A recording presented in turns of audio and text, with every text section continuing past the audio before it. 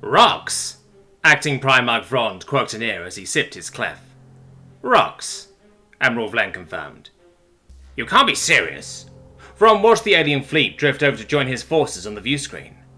The chamber of the Primarch had mostly been abandoned. Vrond refused to run away. If his world was to end, then Vrond would be ended with it.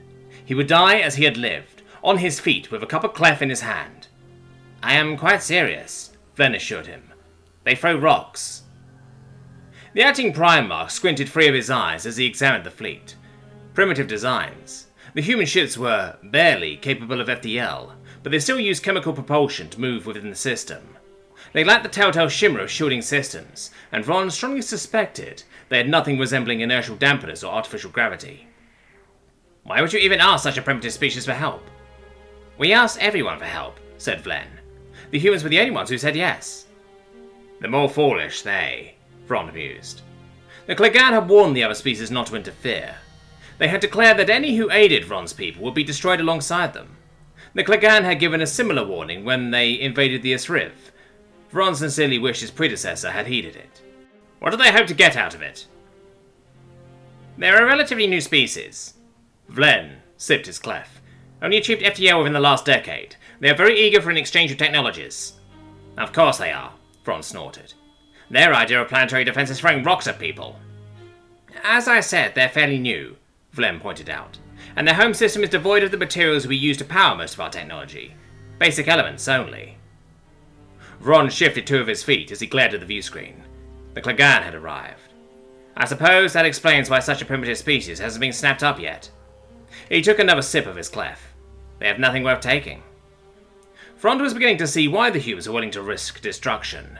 They desperately needed better materials. Worse, they were alone. Without strong allies and a significant upgrade in technology, they would be easy prey for whatever species bothered to snatch them up. The Fullian Primarchy was one of the most advanced and powerful species in the galaxy. They were everything the humans could hope for. Or at least they had been, before Vrond's predecessor pissed off the Clegane. The previous Primarch had killed himself once he realised the gravity of his mistake, and good riddance.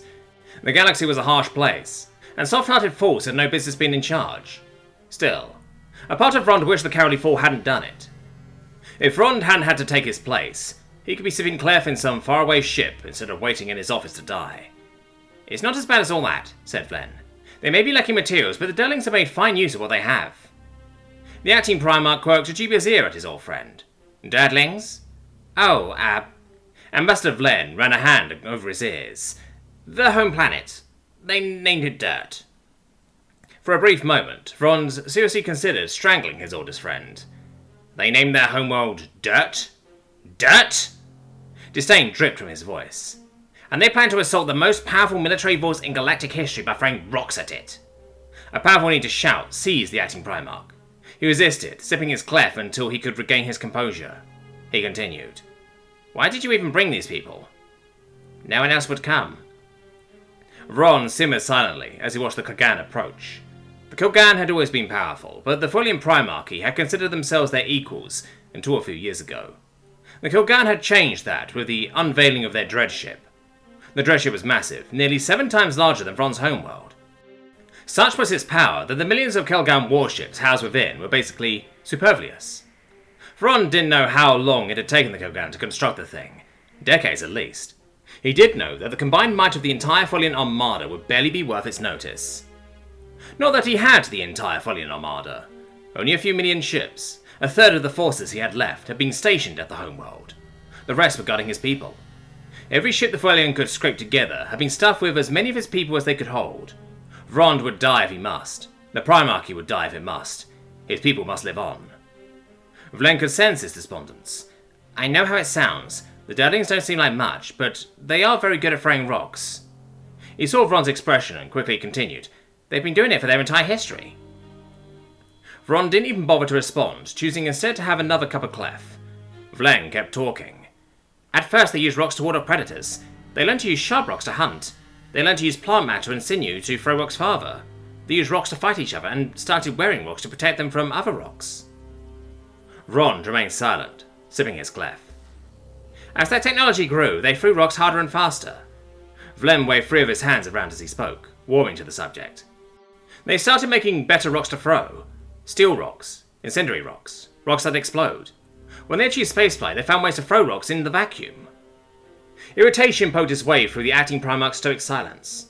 Why are you telling me this? Because I want you to understand, said the ambassador. The Dirtlings love their rocks. They have a very special relationship, and they are quite good at throwing them. How nice for them, Vrond glared back at the view screen. By the by, shouldn't there be more of them? I only see a few hundred Dirtlings approaching the dreadship. There are more, said the ambassador. That's just an expeditionary force. Most of the Dirtlings are in the asteroid belt. Vrond quote an ear. What for? Their leader said something about... Vlen trailed off. He seemed to wilt a little as he continued. Expanding her rock collection. Vrond burbled a sigh. Of course she did. The dreadship reached the Fuelian Armada a minute later. The defenders fired the opening salvo, unleashing the full might of the Primarchy and the torrent of plasma and antimatter. Well, the third of what he had left did, anyway. The dreadship seemed not to notice, continuing its slow, steady approach. Vrond had seen this play out a dozen times. He had hoped his generals would be able to come up with a better strategy, but in his heart he knew it was not to be. Plasma slowed as they reached for the dreadship. Streams of antimatter reversed their course. The Kilgan had built the dreadship out of the densest materials they could find. Its gravity was an order of magnitude greater than in his home worlds. That gravity had been reversed. Plasma was just superheated matter, and it lacked the kinetic force necessary to overcome such a strong gravitational push. Antimatter was affected in much the same way. The Armada was forced to maneuver as their weapons were repelled back towards them.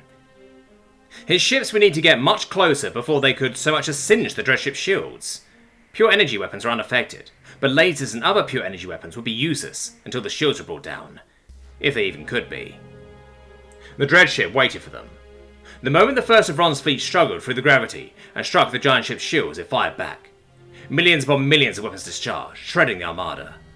Those few ships that survived turned back, having barely scratched the shields of that Kilgan monstrosity. The Dirtling fleet had not moved with the Armada. They were still intact. They were throwing rocks. The Dirtlings don't need to get closer, Vren told him. Their rocks move quickly enough to overcome the gravity. Indeed, Vrond sipped his clef. They don't seem to be doing much, though. Stopping fast-moving objects was the most basic function of a shield. Vrond doubted a normal warship would be bothered much by Dirtling rocks, and the dreadship would be thousands of times more protected. For its part, the Kilgan vessel took notice enough to send a few million lances of plasma at the humans. The humans had sufficient distance to move out of the way. A few seconds later, their ships began to melt and explode. Apparently, they had no protection against directed energy attacks. A few million lasers made short work of them. So much for the Dirtlings. Vrond shook his head. He walked over to his desk and lifted the glass over the console he had installed. On the console was a button that would trigger a device. The device would trigger a chain reaction that would cause the sun to go nova. Vrond hoped the nova would happen fast enough to catch the Kilgan and destroy the dreadship, but deep in his heart he doubted that it would. Wait, old friend. Vlen placed a hand over Vrond's before he could press the button. Normally such an impropriety would incense the acting Primarch, but Vlen was his oldest friend, and it was the end of the world. He withdrew his hand in regard to the ambassador. He was tilted in the question. That was just the expeditionary force, the ambassador explained. The real attack starts now. He pointed at the view screen. Movement. Very fast, from the asteroid belt. The dreadship was at the edge of the solar system. For the objects to approach so slowly, they must be moving at a fraction of the speed of light. A large fraction, maybe as high as 10%. Vrond squinted at the screen, trying to make out the shape of the objects. They were rocks. Some of the rocks were only a few kilometers around. Several of them outsized his planet's moons. A wild hope pulled the acting Primarch away from his console. He ambled closer to the view screen. I said it before, Vlen said over his clef. The Dirtlings are good at throwing rocks. The dreadship's reverse gravity could do little to soften the impact of an asteroid moving at such speeds. The first rock smashed against its shields, scattering fragments in all directions. Vrond doubted a standard warship would have survived such a blow. More rocks struck a fraction of a second later. Hundreds, perhaps thousands. For the first time, the Kilgan dreadship might be in danger. The dreadship began to move. A sphere larger than a world could not maneuver the way a normal ship could, but the Dirtlings were throwing from far away. The Kilgans would have to weather some hits, but once they were moving, Vrond was sure they could avoid the worst of it. The dreadship moved out of the way of the rocks. The rocks moved back into the way of the dreadship. How are they doing that? Vrond wondered out loud. I told you, said Vlen. The Dirtlings have a special relationship. The answer, Vrond realized, was so simple he almost chuckled. The Dirtlings had attached engines to the rocks. Powerful engines, no doubt operated by remote control. The rocks continued to smash against the dreadship's shields. The dreadship began to launch its fleet. Vrond's heart sank. Even if the Dirtlings succeeded in destroying the dreadship, the Kilgan fleet would be the end of them all. If Vrond had the entirety of his armada still intact, he might have been able to make a fight of it, but his few remaining ships would be easily overwhelmed, and the human ships were basically helpless. A rock the size of a moon punched through the dreadship's shield. It ploughed into the massive sphere. Such was the force of the impact that the entire dreadship rocked back, a hole the size of a continent bored through its frame. The shields flaked out. The Kilgan fleet ceased its deployment. Several of the ships fell back down to the surface of the Kilgan sphere. It took a moment for Vrond to realise what had happened. He stared in wonder as more rocks crashed into and through the dreadship. The impact of that giant rock had caused a power fluctuation. The Kilgan had lost gravity control. Without it, the natural gravity of so much dense material had turned every Kilgan on board into a puddle. Vrond was willing to wager most of the warships hadn't been ready for the sudden shift, and their crews had been turned into smears as well. Only a few dozen ships managed to escape the dreadship, and several of those were dashed to pieces amidst the storm of dirtling rocks. Vrond went back to his console. He opened a communications link with the remains of his armada. "Attention, this is the Primarch. Jam all further communications and engage the remaining Kilgan. No survivors." He ended the transmission. Vrond was reasonably sure the Kilgan hadn't yet reported on the dreadship's demise. He'd like to keep how it was done a secret if he could.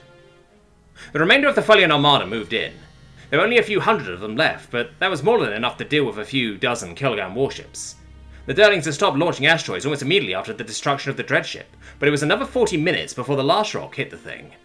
By that time, the remaining Kilgans had been destroyed, and the armada stopped jamming communications. "What's the name of the lead Dirtling?" Vrond asked Flen. "Admiral Wells," Flen answered.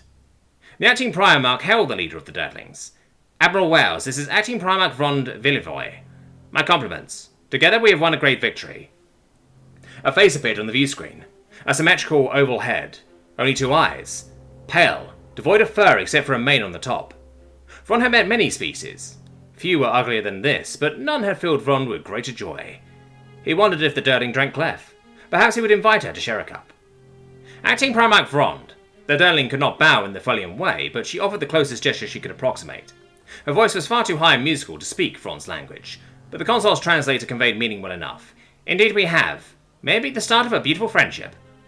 "I'm sure it will," Vrond replied. He sipped his clef. "The ambassador told me you and Rox have a special relationship." The Admiral's face scrunched up. The translator told Vrond it meant the Dirtling was confused. "Give me an excuse? I don't understand." The Dirtlings were a new species. Perhaps the translator hadn't worked out the kinks yet. Vrond tried again. "I heard you were good at throwing rocks." "Oh!" The Admiral's face unscrunched. "Yes." She bared her teeth in an aggressive display. "If throwing rocks doesn't solve your problem, you just need to throw bigger rocks." The translator informed Vrond that the aggressive display meant she was pleased. "That's how we do things on planet Dirt."